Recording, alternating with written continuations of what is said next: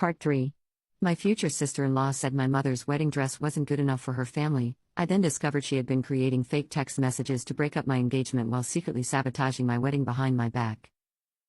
She'd been spreading these screenshots strategically among their social circle, carefully choosing people she knew would gossip but wouldn't think to verify with James directly. The fake texts were brilliantly crafted to sow doubt without seeming obvious. In one conversation, James reminisced about his college girlfriend, suggesting he was settling for me. Another implied I was faking depression about my mom's death to manipulate him. Victoria had even created group chat screenshots where James complained about my low-class background and how I was embarrassing him at family events. When Mike finished his presentation, James was shaking with rage. I'd never seen him so angry. "She's not just trying to ruin our wedding," he said, his voice tight with fury. "She's trying to destroy our relationship and my reputation at the same time." Mike wasn't finished. He discovered that Victoria had created multiple group chats, each tailored to a different audience. For James's business associates, she portrayed him as emotionally unstable, claiming he was making rash decisions because of my manipulative influence. To our friends, she painted me as a social climber using my mother's death to trap James. She even had a separate chat with local society mothers, where she shared doctored photos of me supposedly acting inappropriately at family events. But the most damaging discovery wasn't about our wedding at all. Mike had found a separate chat group that included several potential business partners of the family company. In these conversations, Victoria shared carefully selected screenshots to paint James as emotionally unstable and professionally unreliable. She suggested that his relationship with me was affecting his judgment in business matters, all while positioning herself as the concerned sister trying to protect both James and the family company. We took everything to James's parents that evening. His mother collapsed into tears seeing the evidence of her daughter's manipulation. But his father's reaction was terrifying in its quietness.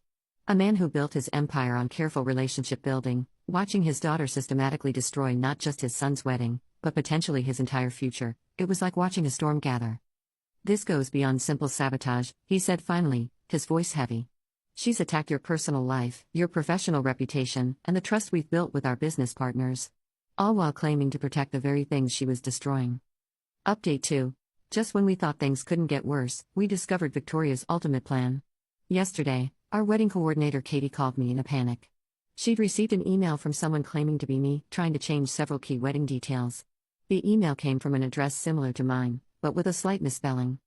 The changes were extensive: different flowers, new table arrangements, another venue, and most importantly, a new dress delivery schedule.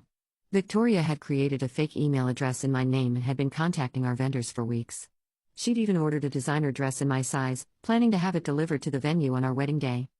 Katie showed us all the correspondence.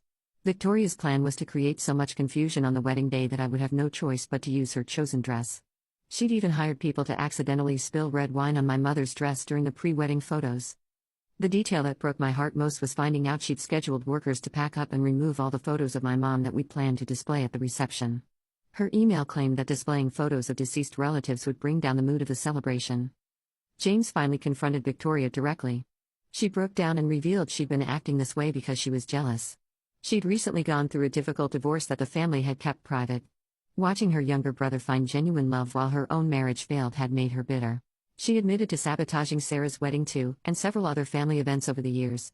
She said she couldn't stand seeing others happy when her own life wasn't perfect. When James asked about the fake texts and business interference, she claimed she was trying to protect him from making her mistakes. James's parents have taken serious action this time.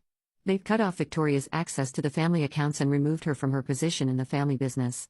They're requiring her to attend therapy if she wants to maintain any relationship with the family. Update 3. Our wedding was yesterday, and despite everything that happened with Victoria, it was perfect. We went back to our original plans: the garden venue, my mother's dress, safely altered by Mrs. Chen, and the simple, elegant celebration we had always wanted. Victoria didn't attend. Instead, she checked herself into a wellness retreat after finally admitting she needs help. James's parents found out she'd been struggling with anxiety and control issues since her divorce, but instead of seeking help, she channeled everything into trying to control others' lives. The most touching moment came during the ceremony. James's mother gave a beautiful speech about family, healing, and new beginnings. She presented me with a locket containing a photo of my mom, saying that while Victoria's actions were inexcusable, the whole experience had helped them realize what really matters in life. Sarah and Mike were there, both expressing relief that Victoria's behavior had finally been exposed. Sarah's planning her vow renewal ceremony now, doing everything the way she originally wanted. James's parents are helping her recreate the wedding she should have had 3 years ago. Looking back, I realize how close Victoria came to ruining not just our wedding, but potentially our relationship and James's career. Her need for control and perfection almost destroyed multiple lives.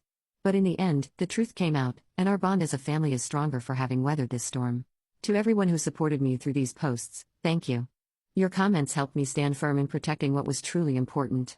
Sometimes the perfect wedding isn't about designer dresses or luxury venues, it's about being surrounded by people who genuinely love and support you.